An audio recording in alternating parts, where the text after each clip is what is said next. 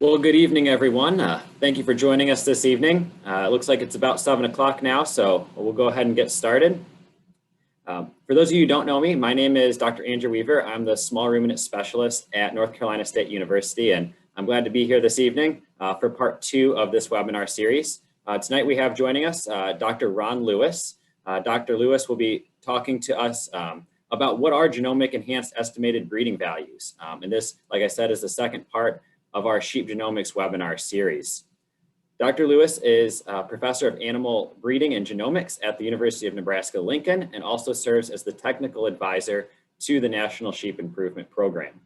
Dr. Lewis has been vital to the development and implementation of genomic-enhanced estimated breeding values for the American sheep industry, working with Rusty Burgett along with Dr. Joan Burke and collecting these samples, analyzing the data, and commercialization of this technology. We appreciate everything Dr. Lewis has done and his willingness to share this information with us this evening. And with that, I'll turn the floor over to Dr. Lewis and welcome this evening.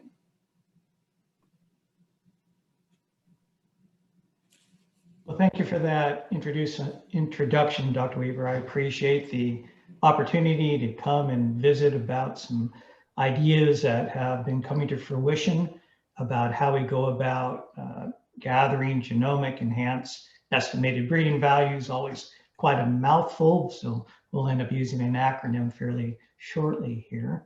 But it's something I'm very excited about. I think it has a lot of opportunity for our industry. And I'm hoping through the length of the discussion tonight, I can get a little bit into the weeds to show you how they make sense, where they come from, and why we might be interested in using them as an industry. Now, a couple weeks back, Rusty Burgett did a really nice job, I thought, of laying the general framework for what dealing with genomics means in our current era. And so I have no wish to try to repeat much of what Rusty visited with you about. I'm hoping that many of you were able to attend that session. If not, Dr. Weaver, I believe there are recordings available to go back and listen to his comments, because I think he really gave a very nice overview of how we need to think about genomics and its application. So what I'm going to try to do is to fill in a few holes, provide a little bit of evidence from the work that we've done in Katahdin, and introduce some ideas about how I think we go forward using these tools. And so with that, I'm going to continue on here. So I want to thank the Katahdin Hair Sheep International for being part of this webinar series and making it possible for me to visit with you about these ideas. But there are a number of other groups that have contributed financially, morally, ethically, philosophically, any which way you want to imagine, to where we have come to. And so I want to recognize various groups that have certainly contributed to the opportunity to do research in this area and very much to my thinking. And so I very much appreciate all of those folks involved in these different groups and projects for the willingness to work with me and others to make this come to fruition. So I'm grateful and thank you for that. So I'm going to turn off my web here because I think you've seen what I look like, and my internet at home gets a bit wonky at times, so I'm going to try to save a little bandwidth here so I don't drop off. Okay, so let me outline what I plan to visit with you about tonight. I want to put forward my perspective on genomics and the way we acquire these genomic-enhanced estimated breeding values. So a little bit what I think our ambition is in trying to make a genetic improvement, a wee bit of biology to review some of the underlying concepts that I think you need to know to understand how these tools work, discussion of something we call the reference population, some ideas on how we delineate relationships, that is both at the pedigree level and at the genomic level, and then how this all comes together to improve accuracy. Because at the end of the day, that's what we're trying to do. We're trying to do a better job of estimating the genetic merit of our animals. So I think it's important to present some ideas on accuracy. And then I'll say a bit about some work in practice. The Katahdin project that Dr. Joan Burke has led, there's several people engaged in that. I've enjoyed being so. Scott Bowdridge at the University of West Virginia, Dr.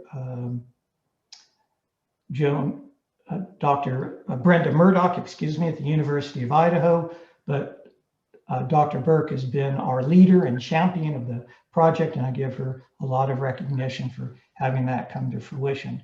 I have the joy of presenting some of the results from that to you tonight, and so we'll do that. And then talk a little bit about how what we have learned ties into our main goal, doing a more accurate job of estimating the merit of our animals. And then, time allowing, I wanted to present a couple of guidelines on how we think this initiative needs to go forward as an industry, how individual breeds can establish these reference populations, and I'll say a lot more about those in a wee bit. And then once those populations are established, what do we do next? Because it's an ongoing process, something that we're going to have to engage in for eternity in order to make it truly be of its full value. So that's our outline. That's where we're going to go today. Now, if you have burning questions that show up, I think Dr. Weaver is kindly going to be looking after the chat. So if something comes up that's unclear, don't hesitate to type a question in and he'll raise it. I had teased him early on. I'm not much of a multitasker, so I can't watch the chat and speak at the same time. So I'm going to leave it to him to raise questions that come up during the presentation. Okay, so that's our journey for this evening. So this is what I think our ambition is and what we do as sheep breeders. What we need to do is to accurately parse what we measure into its contributing parts. So what do I mean by that? On farm, we measure what our animals do. So we take performance records on a variety of traits that we think are important in terms of our economic viability, our economic returns for our enterprises. And we call that P.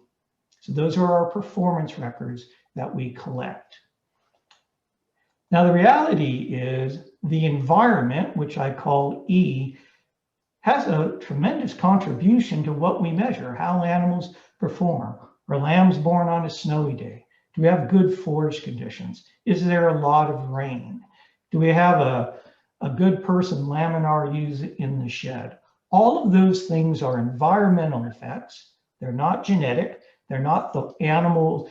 They're not part of the animal's genome, if I may, but they're all environmental effects that contribute to the way our animals perform. And for many traits, they are the largest share of the contribution to what we actually see. So E really matters because it impacts how our animals perform day in and day out. But what we want to do in our breeding programs is to separate the environment from what we call BV, or the breeding value. The breeding value is the genetic merit of our animal. It is the breeding value that we can change over time, because it's the breeding value that a pair of parents, a sire and a dam, pass on to their progeny. They do not reliably pass on the environment. So what my job is, what our job is, if I may, as sheep breeders, is trying to parse that BV, the breeding value, away from the environment based on what we measure, which are animal performance records. And so that arrow shows that relationship. What genomics does is it allows us to do that better. That's all it's about. It just helps us more accurately yank out that breeding value from what we measure from an animal's performance from that which is due to the environment that an animal faces. And down towards the bottom of the slide, I show some estimated breeding values for a Katahdin sheep. We often abbreviate that as an EBV for the estimated breeding value, and I show it for weaning weight, post-weaning fecal egg count, and number of lambs born. In parentheses, the 63, the 77, and the 48, those are the accuracies of those estimates. They tell us how good of a job we do. An accuracy of 100% means we're spot on. An accuracy of 0 means we don't have a clue. And typically we're somewhere in between. And for traits that tend to be more lowly heritable, where the environment matters more, such as numbers of lambs born, that often is reflected in having a poorer accuracy when we try to estimate an animal's breeding value. And that's where genomics is going to help us the most, for those traits that tend to be harder for us to deal with. But it's important for me to really emphasize, these are all estimates. We're doing our best job possible to estimate the breeding value, the genetic merit of our animals, but we never see it for certain. So that BV is our goal. That's the place we want to go to. And what we then do in all of our technology is to try to estimate that as best as we can. And genomics is an important tool in the toolkit to do that. So my task was to define what a genomic-enhanced estimated breeding value is. And I'll refer to that as a GEBV. So a GEBV is our genomic-enhanced estimated breeding value. And the definition is really fairly straightforward. It's just simply a more accurate way to go about estimating an animal's true breeding value for a trait or set of traits that we're interested in. So that's all that it is. But getting at it involves a wee bit of finesse, and that's what we're going to be talking about tonight. So put together a little diagram. I like to kind of see images. I'm hoping this will help you see the story as well. What we currently do today is we estimate animals' breeding values based on the performance information that we collect and on their pedigree relationships to other animals in our flock and in flocks that are genetically connected to us. So that is what we currently do. We take performance records, we blend in what we know about pedigree, we plug it into a mathematical process. The detail is unimportant, and we crunch out our EBVs. So that's today. Where we're going is to add a couple of more elements to this.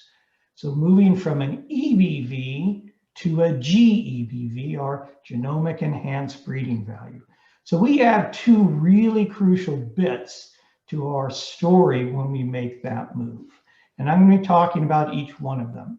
One of them is we're actually able to look at what we call genetic markers, and I'll describe what I mean by that, and look at their cumulative effect as a means to help us estimate that animal's breeding value. So we look at markers along chromosomes on the genome of our sheep, and we use that as additional information to estimate its genetic merit. Another really crucial thing that we do is we use that genomic information to do a better job than pedigree alone to look at the actual genetic relationships among our animals. And we call those the genomic relationships. Both of those additions are what contribute to achieving that ambition of estimating breeding values more accurately. So I'm going to spend a lot of time defending what these two lower elements of my diagram represent. Okay? All righty. So I won't bore you with a lot of biology, but I thought a little biology may be worthwhile just to be sure we're all looking at this in a similar way. So in my diagram, I show a pair of chromosomes, and in sheep, we've got, I believe, 26 what we call autosomal chromosomes and a pair of sex chromosomes. So that's what my diagram is one of that pair of chromosomes. And on those chromosomes, we have locations, we have positions, and those are referred to as loci. And in my example, I show 3 locations, locus 1, 2, and 3, and I have them color coordinated, that are identifying a position on the chromosome. It's kind of like driving up the highway and seeing some kind of a road sign telling you where you're at. Doesn't tell you anything about whether it's valuable where you are at. It just tells you where you're located. And that's what these loci do. They're like coordinates on a map, okay? And it turns out, because these chromosomes appear in pairs, that we have pairs of alleles at these loci, and I show them as these different letters that may be the same or they may be different. And we will always have 2 alleles at a locus on a chromosome, and those alleles may be one and the same, or they may be different. Okay, so there's a bit of reminder about a little biology about chromosomes, loci, and alleles. So the question is, why is this important? That's why I raise this. There's a term that we use that are called causative genes. And I've identified on my picture for grins that the 2nd and 3rd locus are causative genes. And what that means is that particular locus and the alleles at that locus have some form of an effect, a functional effect on a trait that we're interested in. So they have an impact at the genetic level on how that animal performs when we measure its record on weaning weight or fecal egg count or number of lambs born. Okay, so there are causative genes that impact what we see. And so my locus 2 and 3 are examples of that. Okay. In some cases, a few cases, those causative genes really matter. They have a large or major impact on the way animals perform. And I list 4 illustrations of that. OPP, scrapie susceptibility, myostatin, spider syndrome. We have people who are biologists and molecular geneticists have found those causative genes that seem to define whether an animal is susceptible to OPP or scrapie, or is double muscled, or expresses spider syndrome. And so those causative genes are of real importance, and we're able to measure them, and we're able to tell whether an animal carries an allele that makes them susceptible or express a particular condition. And we often refer to those as major genes. Now I raise that because that's not really what I'm going to be talking to you about tonight. And so I want to delineate that from where we're going to go, okay? Although that is true, there are major genes. In most cases, the alleles at these loci that we have on our chromosomes have a very small and infinitesimal impact on a trait. Tiny, almost trivial impacts individually. So if we only look at one, we learn very little indeed. So instead, what we want to do is to look at a whole bunch of these causative alleles, each with a very small effect, and basically accumulate them, count them up to look at their cumulative impact on a trait that we're interested in. Typically, as another complication, we don't even know where these causative genes are. So we haven't found their location along chromosomes. So they have a small effect and we don't even know where they are. So that adds a bit of romance and complication to what we have to do in practice. What we can do, though, is we do have genes that we use to flag or mark those that are causative. These are, going back to my road map, these are your mile markers along the roadside that says you are here. Those aren't the causative genes, but they may be near where one of those are. Let me show that as a picture here. So here's a case where it turns out my locus 2 and 3, those are the ones that I really care about. They have an impact, but I'm not actually measuring them. In fact, I don't know where they are. But say I'm able to measure locus 1, which I call a marker gene. Locus 1, I am able to evaluate. And I know that this animal that I'm looking at happens to have an allele G and an allele C associated with that marker. And by knowing that, it does tell me something about other loci that I otherwise am not measuring that may have a causative effect. Okay, so a marker genes are a locus that is near something that's causative, but separate from it, but I can use as a flag. So if this animal I pick has a capital G, I'm hoping it's dragging the capital T, which may give me a little bit more milk production in my ewe. If it happens to be a capital C, it's flagging a capital A, and that loses me a little bit of production of milk.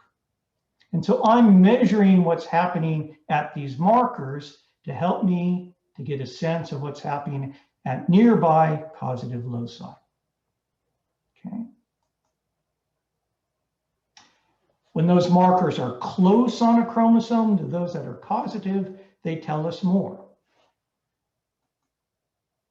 And so what we do formally in our evaluations is we put a whole bunch of those markers along chromosomes in hope that some of them are lining up fairly closely to those causative genes. It's a bit of a random disbursement of where those markers are. A little change in technologies today, but that's still largely true. But by having enough of them, in this example, I have 50,000, which is becoming the norm, we stand a pretty good chance that those markers are telling me something about those causative genes. And that's what I want to accomplish. Okay. So that's what we do. We're interested in measuring these markers along chromosomes in our animals. And the reason we're interested in doing that is to do a better job of estimating breeding values. So that formula looks horrible. I don't intend it to be, but I'm trying to estimate the animal's breeding value. I'm using my genomic-enhanced breeding value to do that. And the way I calculate that is over these 50,000 markers that I hope are telling me something about the causative genes, I am adding up these small infinitesimal contributions they're making towards the genetic merit of my animal. So I'm summing up all these trivial small little bits of information. I'm accumulating that as my genomic-enhanced breeding value, which is my prediction of an animal's breeding value. And the goal is unchanged. All I'm trying to do is to parse out an animal's genetic merit from the environment by taking a look at its phenotype. Okay? And are there any questions about any of that so far? Because that's the biology. And I'm hoping that gives a little bit of a framework. No questions yet. Okay. All right. So I'm going to plow on here. So let me kind of tell us where we've gotten to, okay? Again, that's our definition of a GEBV. What we do today as our norm is use pedigree and performance data to estimate that. And the story I just led you through is the additional bit of information is accumulating what we learn from those genetic markers about an animal's breeding value. So that's the first advantage of using genomics. Okay. But I kind of need to take a little bit of a step back because I haven't talked much about how performance actually fits into the story.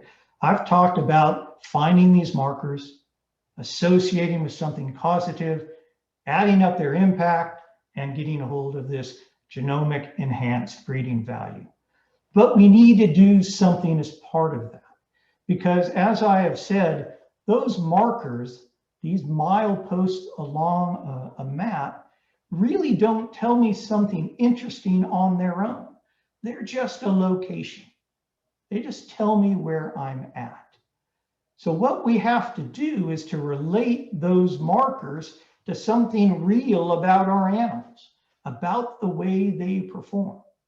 Because if I don't make that association between my marker and my causative gene and the way animals perform, I'm no better off. I don't learn anything that actually allows me to parse out that breeding value from the phenotypes that we measure. So we need to relate our genetic markers to the performance on our traits that we're interested in evaluating. And to do that, sad as it may be, we need lots of information to do it very well. We need lots of animals that have genomic information. And as importantly, we need animals with well-collected performance data and good pedigrees. And we need to do that within breeds. Okay, so let me justify those ideas. The reason it needs to be big is that all of you are doing somewhat different things in your breeding operations. And so the genetics of your animals differ. So if we're not big enough, if we don't genotype enough animals, we're not able to capture the diversity that may be unique to your flock and to your animals. So we need to really broadly evaluate the animals that we are recording in our breeds in order to do a good job of using this genomic information. And it needs to be done within breeds is because those relationships between the markers and the causative genes sadly do not extend well across breed.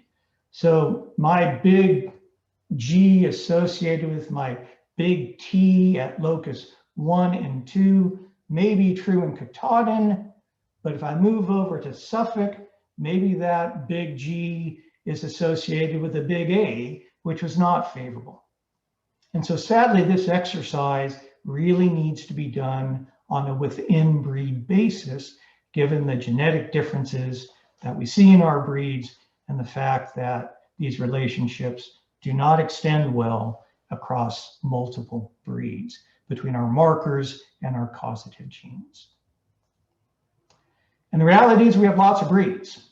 And so we just need to think about, as an industry, as NSIP, how do we handle this as we move forward? And I'll present some thoughts about that towards the end. Okay. So I talked about this big population. What do I mean by that? We refer to that, the jargon that we have is it's a reference population. And a reference population has a large set of animals. I'll tell you a little bit more about specifics about that in a moment. It has its animals all genotyped for many markers across the genome, and 50,000 seems to be increasingly the norm. And again, just to reemphasize, the reason we need so many is each one makes a very small contribution. And what we learn, the way we improve accuracy, is accumulating all of their effects. We still need pedigree and performance information, that has been recorded well, because that serves as our point for selection. We need to link those markers to how your animals perform. And we only do that if we have performance and pedigree information in order to make those ties. And that will always be the case. My prophecy is in this genomic era, and I'm not being unique or original, collecting phenotypes are going to be even more important than they've ever been, because we're going to have to continually associate these markers with something real in our animals, the way they actually perform. And it needs to be large because we need to capture that genetic diversity that is present in a breed. Okay, so those are the characteristics of a reference population. A lot of animals, all with genotypes, well-recorded pedigree and performance, and representing the breadth of animals that we have in our flocks within a breed. So what do I mean by large? This is some work that's been done by some really clever folks in different parts of the world that looks in a very general way at the relationship between how big that reference population needs to be and improvements in the accuracy of our genomic prediction. And again, that's what we're trying to do. We're just trying to be more accurate in our estimation. The red lines are for what are called an effective population size of 1,000, and the blue lines are an effective population size of 250. The way you can think of an effective population size is it is the number of independent, basically unrelated animals that you find within a breed. So they're kind of independent breeding units. And that's the terminology we use when we start thinking about how big a reference population is. Now, the dashed lines are for a lowly heritable trait, a heritability of 0.1. The solid lines are for a heritability of 0.5. Okay? So you notice two things first off, okay? Where the heritability is higher, okay? So I'm pointing those out. Now, the accuracy of prediction is higher, okay? But it turns out that the actual gains, and we'll see some examples of this, from genomics, it tends to be ultimately a little bit less in a proportional way than when the heritabilities are lower, which is our dash line. Okay? But notice as we get more animals genotyped in our reference population, and as we continue genotyping, in all cases, the accuracies continue to improve. So numbers matter. Okay? I show a downsized arrow there. That is sort of being pragmatic when those curves start to turn over, where the marginal gain, the additional accuracy you achieve, starts to fall off a wee bit as you continue to increase your reference population. And that's falling around 3,000 to 4,000 for these effective population size between 1,000 and 250. And what we have done in our breeds, looking at effective population sizes, they're kind of falling between those boundaries of 1,000 and 250. So this captures our sheep pretty well. So we're looking at reference populations to be 3,000 to 4,000 animals in order to do a pretty good job of improving accuracies. That's our target. Okay, so that's how we relate performance back to our markers, which we then use to think about genomic-enhanced breeding values. But there's another really, really cool, important part of this, okay? And that has to do with figuring out relationships, okay?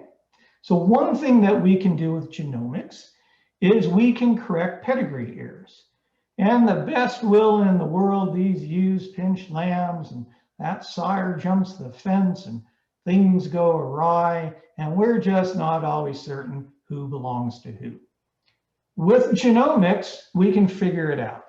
We have a DNA sample on the lamb. We have a DNA sample on potential sires.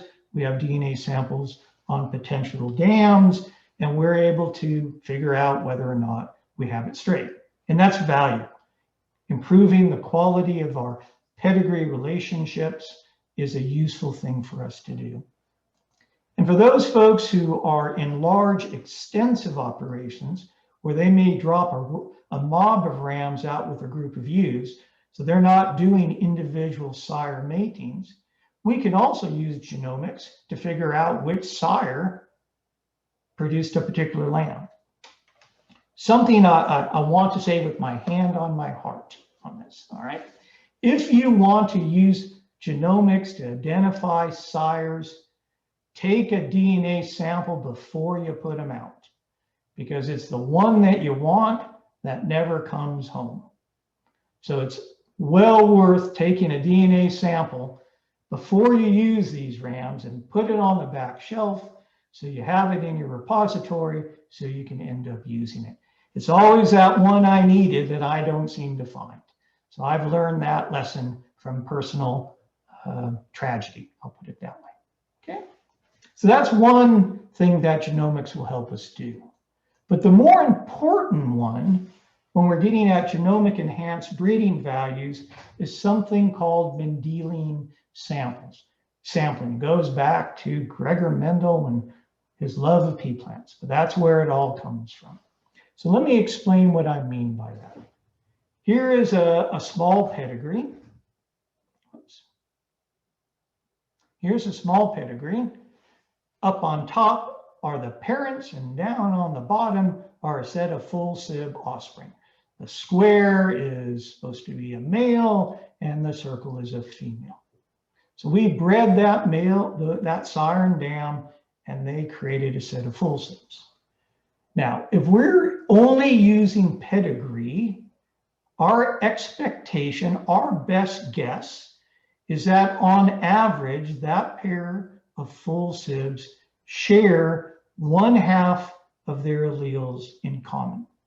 And the reason that's true is the sire passed 1/2 of its genes to its son and 1/2 of its genes to its daughter. And we're asking, how likely is the genes it gave to its son the same as the one it gave to its daughter? Bit of mathematics, you take the 1/2 times 1/2 and you come up with a quarter. So because they're sharing the same sire, we expect them on average to share a quarter of their alleles in common. And the same deal is on mom. She passes 1/2 to her son, 1/2 to her daughter, 1/2 times 1/2 is a quarter. Sum them all up. On average, we expect them to share 1/2 of their genes in common. That's what we expect. That's what we do when we use pedigrees in our estimation of breeding values today. But we can do a lot better than that. What we can do is actually figure out the true proportions of genes that pairs of full sibs and half sibs share. That is, we can account for the fact that we really don't know which allele a lamb is going to get from its sire and which allele it gets from its dam. We just know it's going to get 1/2 of them. With genomics, we can actually figure out which one it inherited. So let me show you what the consequence of that is. This is a picture of a set of full sibs. So this is the genomic relationships among full sibs. We think on average, based on pedigree, it should be 1/2. That's my best guess without genomics.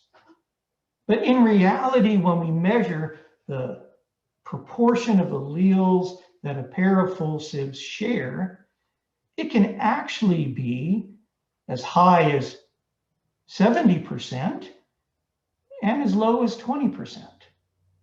So clearly those animals that have more alleles in common are more similar, they have more genetic similarity than those that are sharing fewer alleles in common. With our estimates of genomic enhanced breeding values, we take that intimately into account. We don't assume it's a half. We figure out that it's 0.7 for this pair or 0.2 for another pair. And we utilize that intimately in our estimates of our breeding values. And that allows us to do a much better job because we weight what we know, we weight our performance information much better by knowing the true genomic relationships among our animals. So by capturing the actual genetic relationships, we do an awfully much better job. And so back to our diagram. Currently what we're doing is the red bits, using pedigree relationships and performance. With genomics, we can accumulate the impact of what we learn from our genetic markers, and we can build in what we learn from the genomic information on actual relationships. This is what we're currently doing when we're estimating these genomic enhanced breeding values. And it's a powerful approach.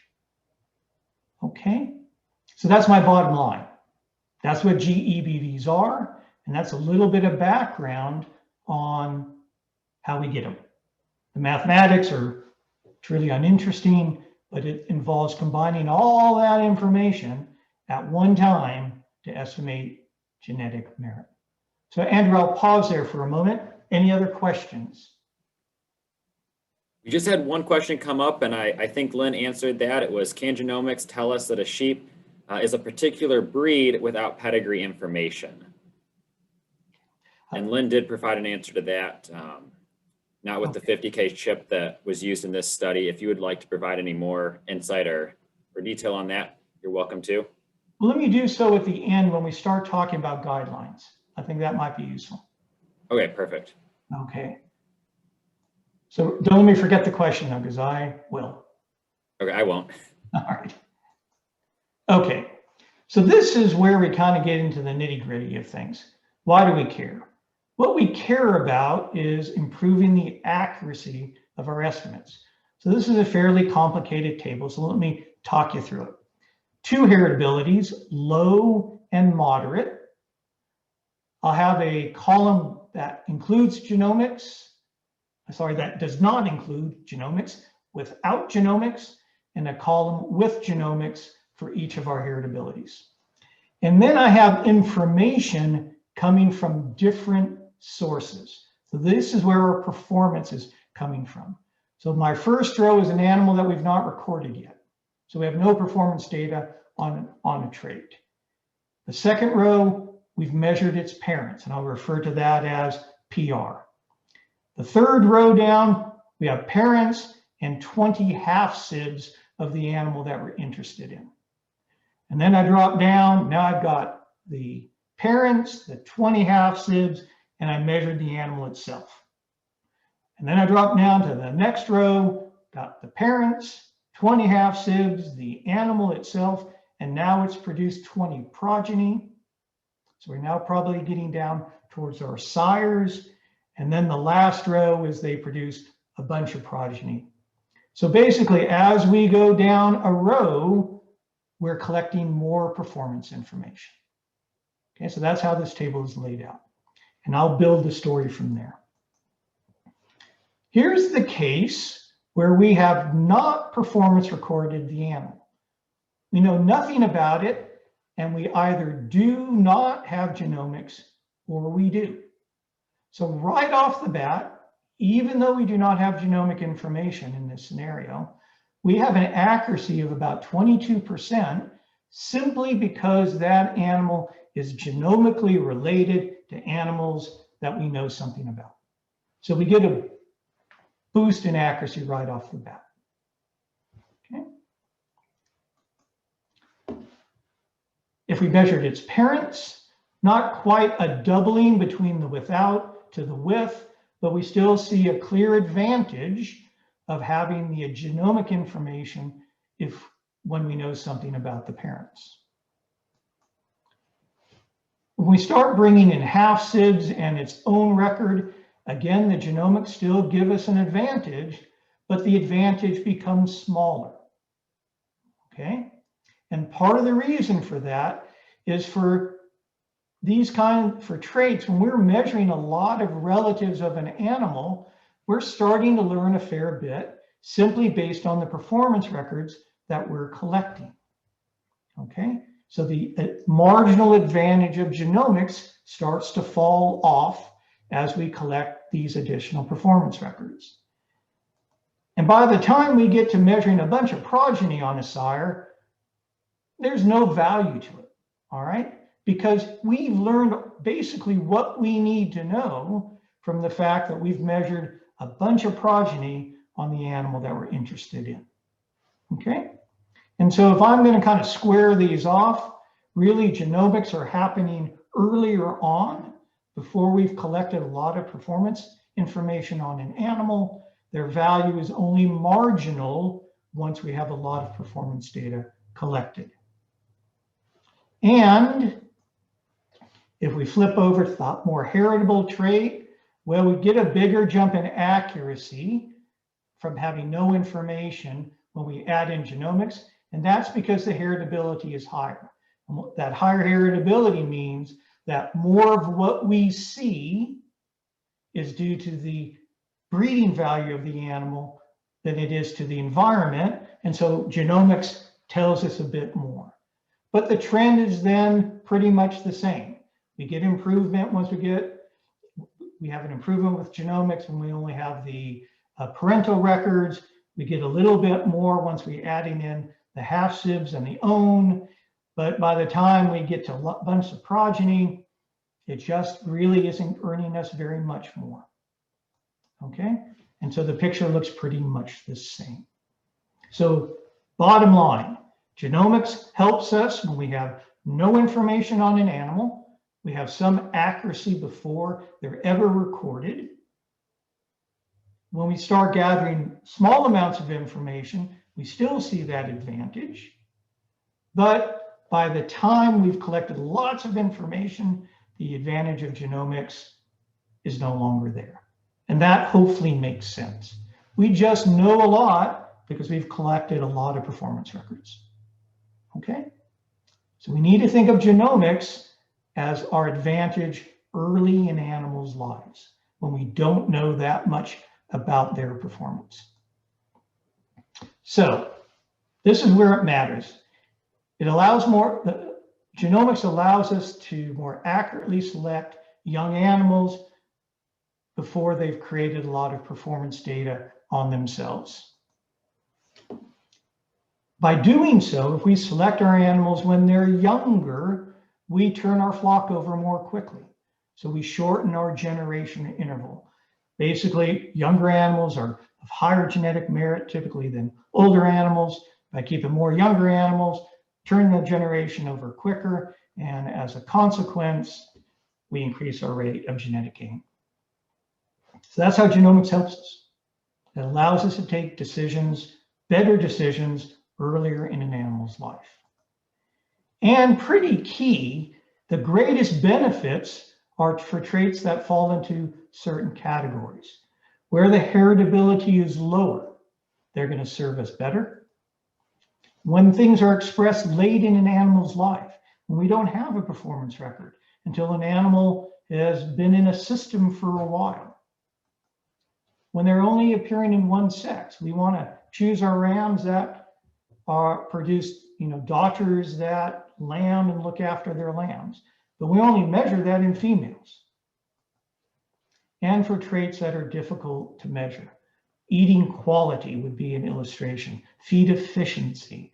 Even some things around disease and parasitism. That's where these genomic tools will prove to be our best friend. Okay? The reality is, and it's something I think have a real opportunity to think about, is currently within NSIP, most of our traits don't fit into those categories. And so I think one of the areas where we need to move as an organization, as an industry, is thinking about some other attributes that we might want to include in our breeding programs where genomics will be of particular advantage. So now I want to quickly shift over to in practice to show you some of the results from the project that Dr. Joan Burke has led and Brenda Murdoch and Scott Bowdridge and I are part of that research team. It's funded through the USDA NIFA Organic Agriculture Research and Extension Initiative. And this is what we were able to do. We collected DNA samples on nearly 7,000 animals. About 6,000 of those had data in NSIP. And we had genotypes using a product that has 50,000 markers on it on nearly 5,000 animals. So that's what we were able to do. And so the results I'm going to now show you are comparing traditional breeding values from those that we estimate using the genomic information. So I'm going to start with fecal egg count, because I know that's one of interest. So what's showing now is our prediction of breeding values. The horizontal axis is the traditional EBV, and the vertical axis is what we get with genomics. And notice those breeding values pretty much line up along a line. The slope of that line is 1, so a 1-to-1 correspondence along that line. So with genomics, some breeding values go up, some breeding values go down. Anything below the line, they go down. Anything above the line mean they went up with genomics. But that's what we expect to see. We have more information. It's allowing us to delineate that breeding value better, and we see some changes in breeding values. Okay, so that's what we see for fecal egg count within the Katahdin breed. This is the cool bit. These are the accuracies. Okay, that line again is a straight line, 1 for 1. We want accuracies above the line. And in nearly all cases, that was so. Now, on average, the accuracies didn't change a tremendous amount, but for individual animals, it made a huge difference. So we had improvements in accuracy of as much as 80% for some individuals, although on average, the changes were just a couple of percent. Now notice a couple things on this picture, all right? Up here, not very much change, right? Well, the reason there isn't very much change up here is they were already being accurately evaluated before genomics ever came into the story. So the genomics isn't offering us very much more. Where we're seeing the advantage is in the lower accuracy areas for our traditional breeding values, where the genomics is giving us a bit more information. And what's particularly interesting, I think, are those two animals there. Okay? Based on our traditional approach, they really had no evaluation at all of their breeding value estimate for fecal egg count. So I looked up those animals to figure out what was going on. And it turned out both of those lambs lacked a sire and dam in the pedigree. And they did not have their own post-weaning fecal egg count record. They had no fecal egg count record. Okay? So what's happening with those animals is we are estimating their breeding value now strictly based on their genomic relationship to animals that do have information. That's that jump in accuracy that I showed on an earlier table when we don't know anything, but we have genomics tying animals we don't know anything about to animals that we do know something about. So that's a really startling result, which I'm tickled to see. That's one of the advantages. Okay. If we now move on to another trait, I'm only showing two, lamb weaning weight, again, traditional along the horizontal, genomic along the vertical. These are our predictions of genetic merit for lamb weaning weight. And then once again, we see this advantage of genomics. Typically, they're above the line where our traditional accuracies are moderate, become less so once those accuracies go up, okay? And so these are two nice examples of what we're actually observing in your data applying this technology. Shows the real advantage of what genomics can do for us. Okay. So Andrew, I realize I'm probably talking too much, so I'm up near the witching hour. I can stop here and not go into the guidelines. They're actually posted on the NSIP website, or I can finish up. I have a couple, 3 more slides. What's your druthers? I think if you only have a few more slides, I'd say continue on with it. I think this will be interesting, relevant information for everyone. And I will rock on for another couple minutes here. All right. So these are the guidelines that we in the technical committee have come up with to try to help people engage in genomics. Now I need to put a caveat. In the Katahdin, that reference population is already built. So the only aspects that really matter will be a couple slides down the road where I talk about the next steps. But for most of our breeds, we're not there yet. We don't have reference populations. So these are the guidelines that we're recommending.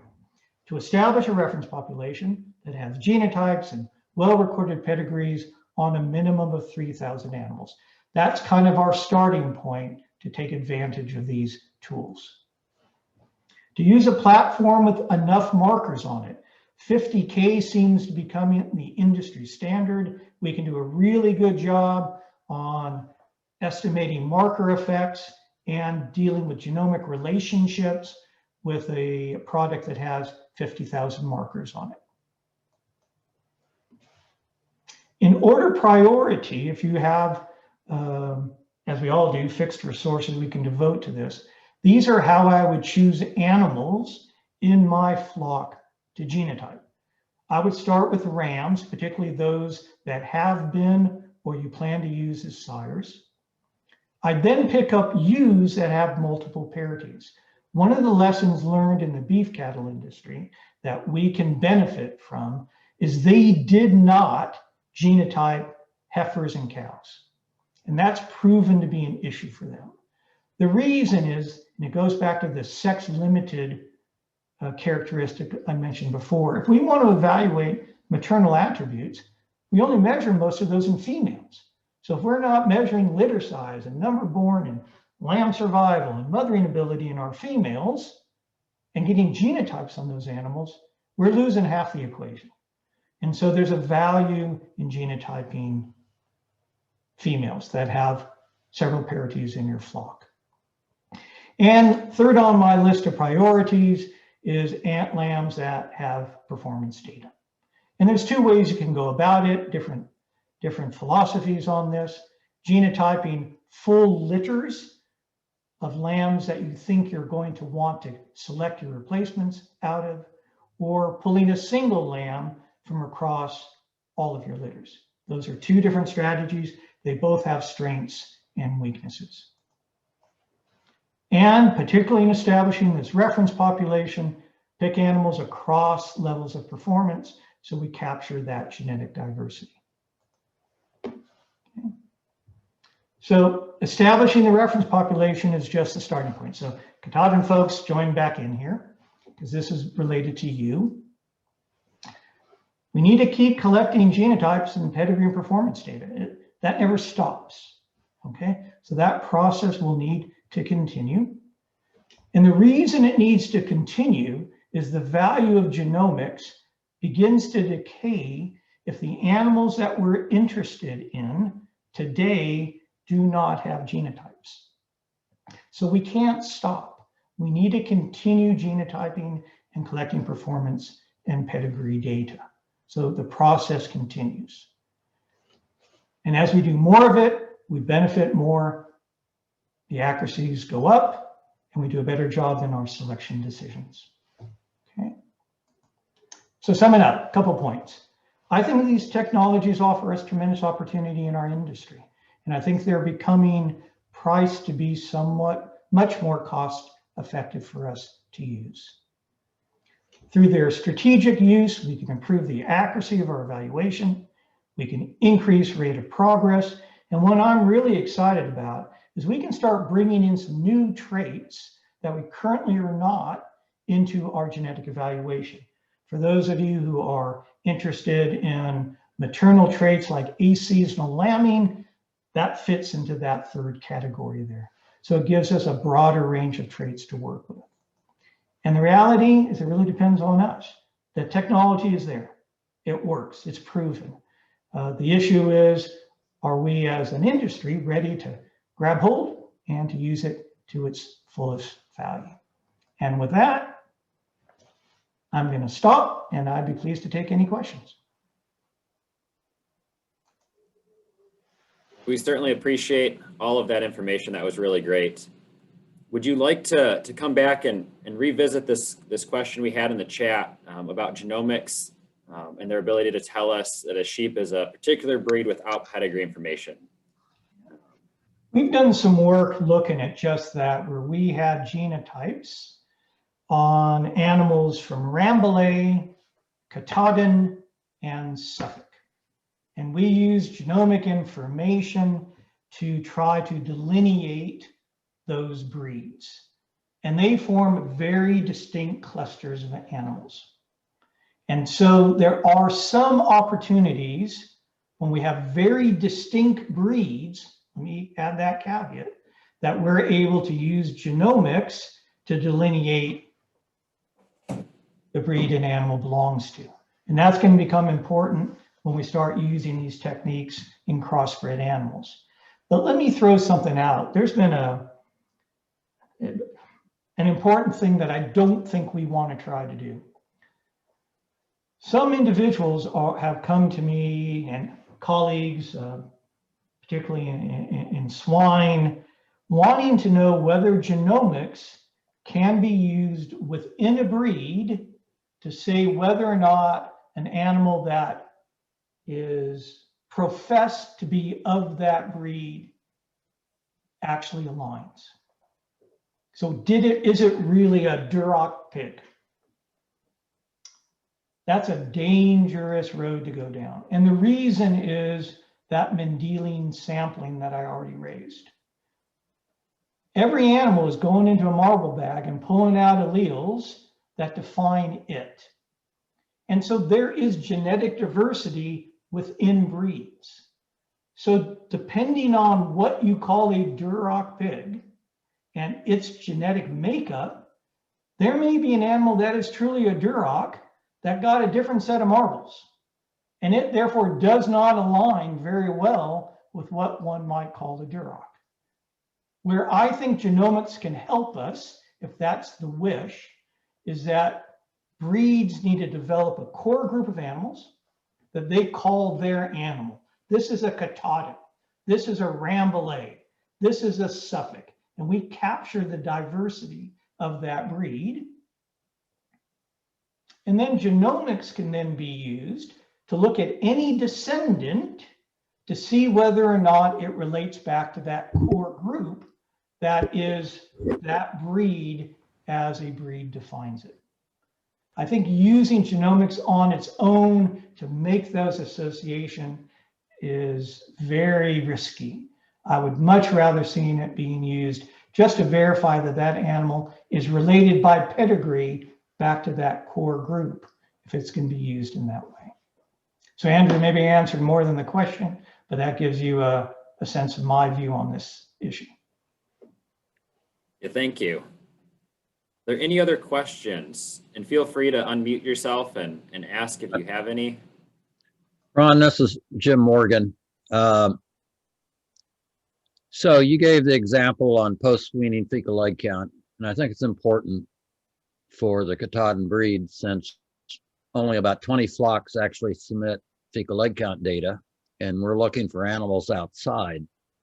So you showed 2 animals that had no fecal egg count data, no parentage, but after genomics, it went to 40%. Yep. How much of that was due to pedigree and how much of that was due to genomic markers? Well, there was no pedigree, except there was no pedigree related to those animals at all, Jim. Their sire and dam were unknown. But after you did after the genomics were done, didn't they link to sires and dams in the flock? They related to animals in the Katahdin breed that shared those genomic relationships. It could be animals within that flock. It could be any animal that was related to it genomically. But in most of our flocks, and there are a few animals that lose their pedigree for whatever reason. But once you run the genomics, you know that they're out of one sire or another that's already there. And so some of that increase in accuracy is due to the fact that they're related to a sire that was used. Am I being clear? Well, they're related genomically to a sire in that flock. Absolutely. Okay. My guess. But it isn't through the pedigree. It's basically through the genotypes we had on. So what several of us in the Katahdin breed need are the ability to go to a show flock or whatever flock and do genomics on them and say, are they worth adding to our flock for post-weaning fecal egg count? So in your opinion, how much accuracy can we gain by using genomic, before we get 30 lambs out of them, we spend $35 on them to get a genomic analysis. Can we get an idea of on their post-weaning fecal egg count from the genomic analysis? Because that 40% was due to both pedigree linkage and markers. So how much can markers help us? But Jim, that would always be the case. When we're estimating those GEBVs, we're blending both of those bits of information. So in that case, for these animals that were only related genomically, they would be getting that EBV in part because of that genomic relationship, but in part because of the value of the markers in evaluating the sire and the dam and the other relatives. So it's all done together. It's one single pot. Okay. The only reason that would work though, Jim, just to fill in your other question, is those lambs, as you very rightly correctly said, were genomically related to animals with records. If it turns out you step out to a flock that has no genomic relationships back to the animals that have information, the genomics doesn't help us at all because there's nothing to relate it to. So it depends very much on the extent of that genomic relationship of those outside animals back to animals that have records. And do they? Does that make sense? And yeah, yes, it does. And so if our flocks that are doing parasite resistance work linked to a NSIP flock that's genetically related, but does not submit fecal egg counts, will we get some of those bumps? Because let's say, if they aren't collecting fecal egg count data, but they are an NSIP and are related to all the other traits, will we get a bump on those? There will be some advantage, but let me plead. I'll put it that way. If genomics is used as a reason to stop phenotyping, we're all in a big fix. That's all I can say. Because the value of the genomics is built on the fact that we can relate those markers to something we measure on our animals.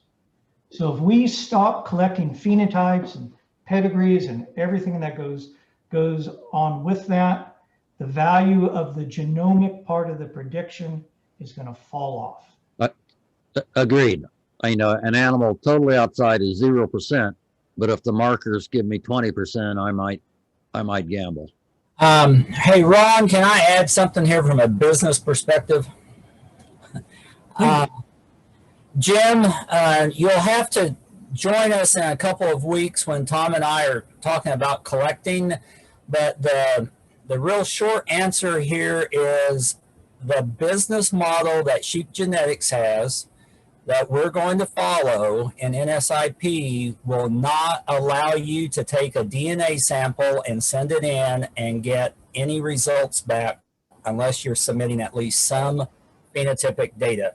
And that's a policy from Australia. Even in their large breeds, they're not letting people send in just a DNA sample to see what it says. That solves that. Thanks.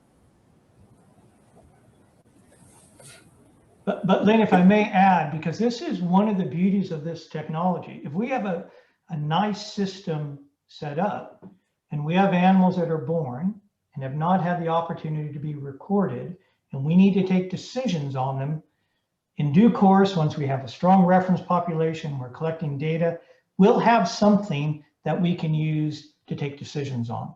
And that early decision making is one of the true advantages of genomics. I totally agree, Ron, and I think we're just going to have to follow and work with Australia as we move forward on this. But as of right now, what Jim was asking, we have to be careful about pushing that too far, I think. So Understood, and I agree.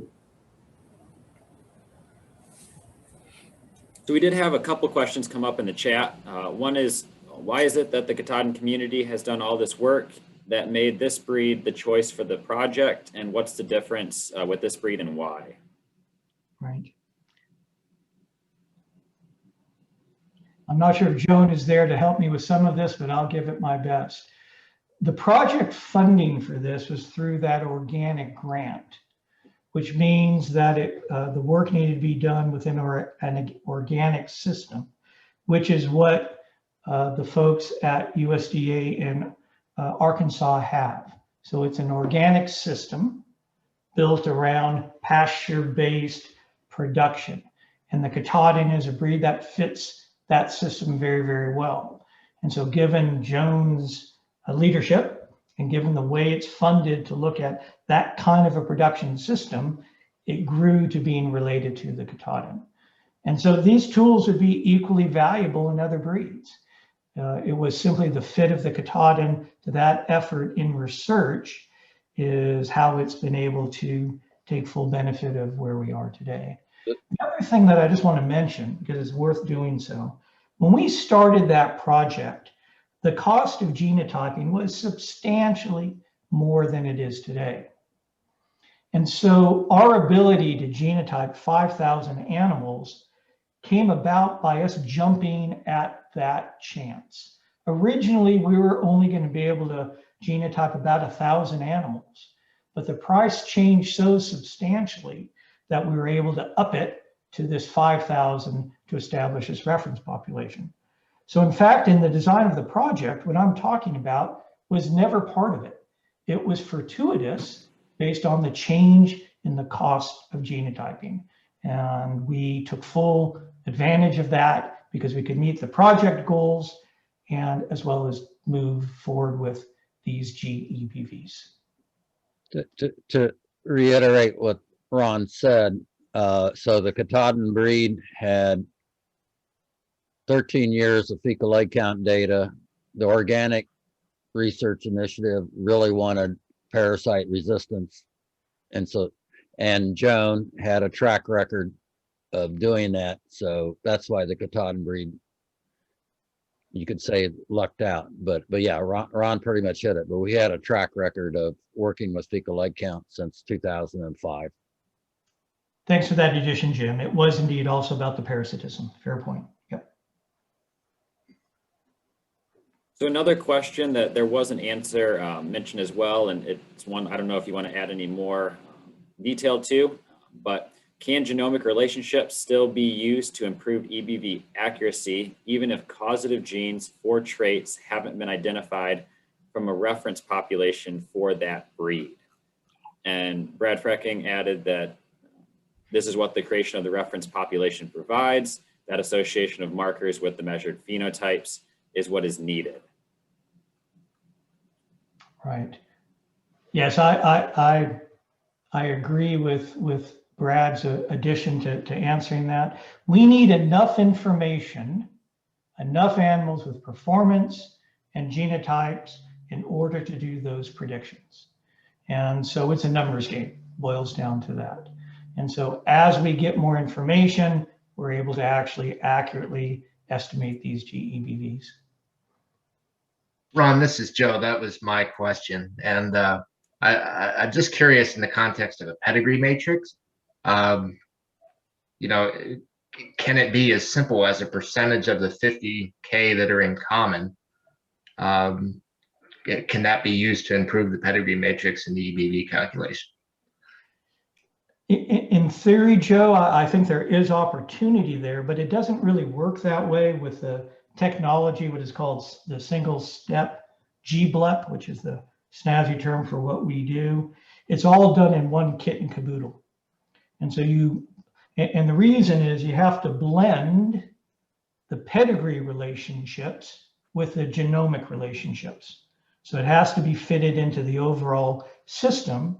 And then once you do that as part of the mathematics, you get your GEBVs. So it's not really done as two separate steps. It's done all at once. And the beauty of the new tool is we can blend animals that do not and do have genotypes and animals that do and do not have performance records. So it's very difficult to kind of separate it out into bits with the evolution of the tool. Thank you. Yeah, I just wasn't sure if there was a way to bypass the single step on that.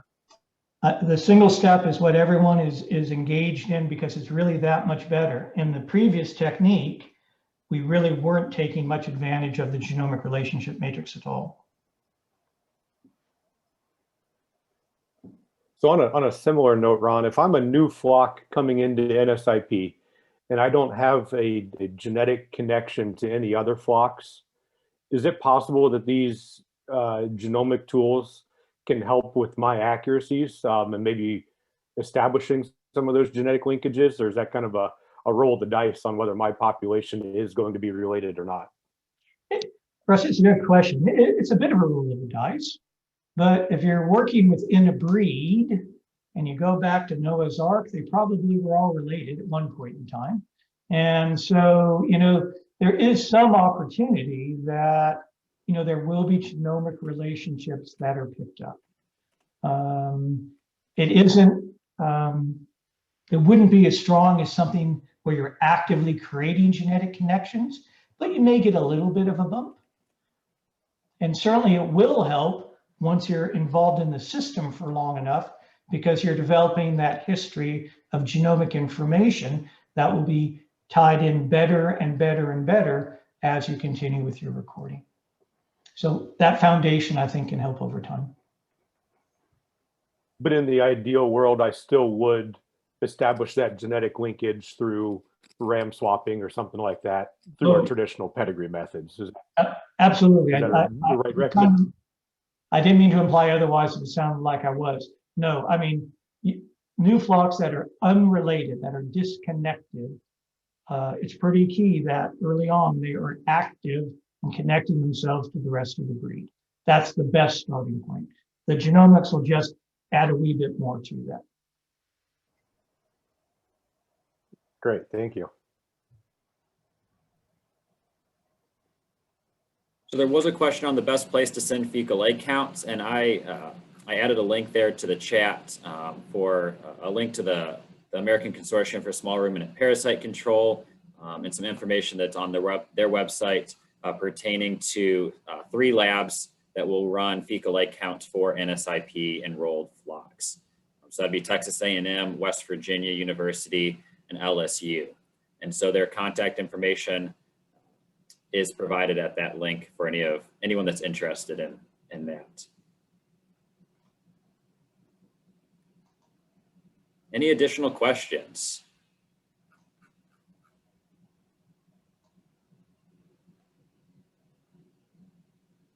I'm not seeing anything else in the chat. So here's your last chance.